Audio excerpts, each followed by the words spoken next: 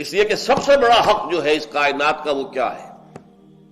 اس کائنات کا خالق اللہ، مالک اللہ، مدبر اللہ، رازق اللہ، قائم رکھنے والا اللہ.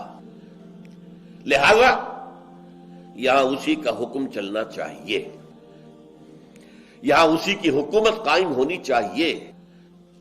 Thy kingdom come, thy will be done on earth as it is in heavens.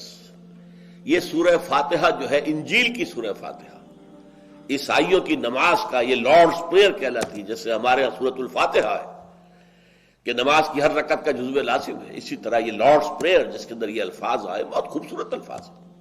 اے خدا تیری حکومت آئے، Thy kingdom come, Thy will be done on earth as it is in heavens.